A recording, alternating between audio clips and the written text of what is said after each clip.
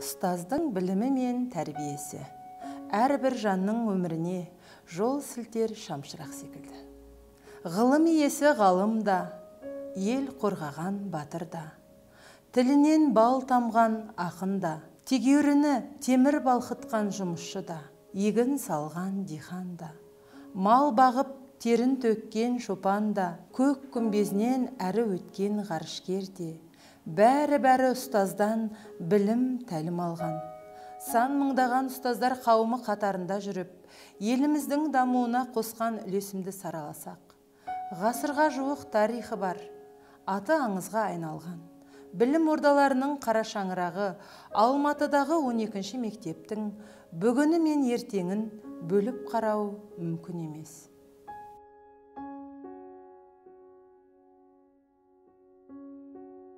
Менің мамандығым қазақ тілі мен әдебиеті пәнінің мұғалімі.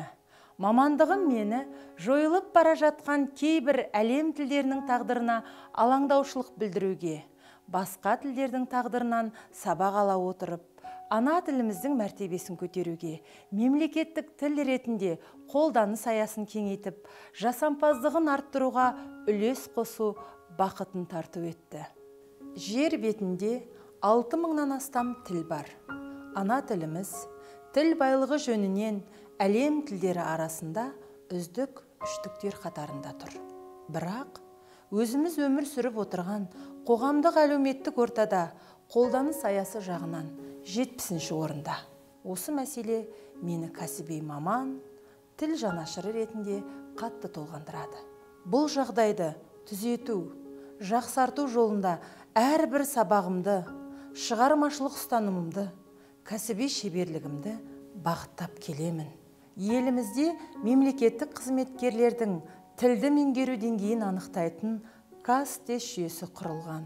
Осы критерийді негізге ала отырып, мен де мектеп оқушыларының мемлекеттік тілді қолдану аясын анықтайтын тіл құрал синхронды тест жүйесін құрдым. Бүгінгі таңда білім беру мазмұнын жаңарту өте маңызды өзгерістердің сатысында тұр.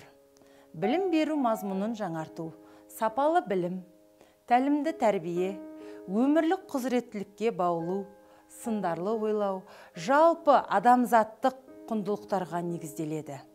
Осы мақсаттарды өзім автор болған Атамұра баспасынан шыққан 9-шы сыныпқа арналған қазақ тілі оқулығында басты теориялық практикалық ұстанымдардың бірі ретінде жүзеге асырдым. Менің мақсатым оқушыны төменгі сыныптарда ауызекі сөйлеу тілін игеруден бастап, жоғары сыныптарда әдеби тіл нормаларын игеруге, әдеби тілде сөйлеуге үйрету. Бүкіл әлемді алаңдатып отырған пандемияның алғашқы кезеңінде ұрпақ амандығын, өмір қауіпсіздігін басты орынға қойып, қашықтан оқытуға көштік. Бұл заман талабы. Қашықтан оқыту жаңа белес, жаңа шың.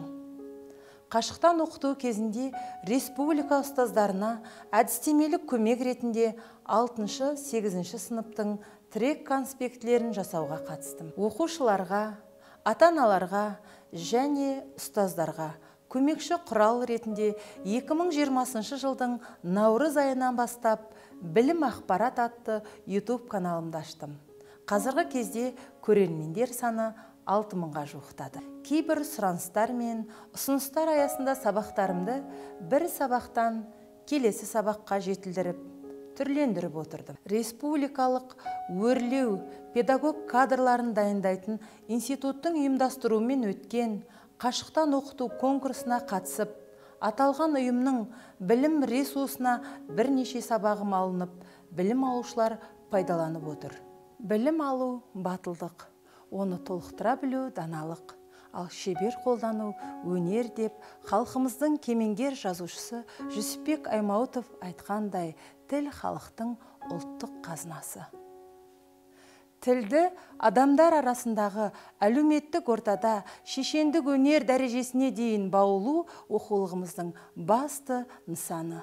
Жаңа заман, жаңа көзқарасты, жаңа шешімді талап етеді. Осы мақсатта жаңадан трендке енген технологиялардың бірін тәжірибемде қолданбақпын. Ендеше подкаст қосымшасынан хабардар болыңыздар.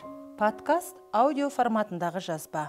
Қандай да бір тақырыпқа арналған аудио кітап, документалды зерттеу, дәріс сынды түрлі жанрдағы контентті таба аласыз. Қазіргі уақытта әлемде түрлі тақырыпқа арналған 500 мыңнан астам подкаст бар. Подкаст қосымшасы арқылы жаңалықтар мен сұхбаттардан бөлек аудио кітап, документалды зерттеу, дәріс сынды түрлі жанрдағы контентті таба аласыз. Қайырлы күн, барша менің тыңдармандарым.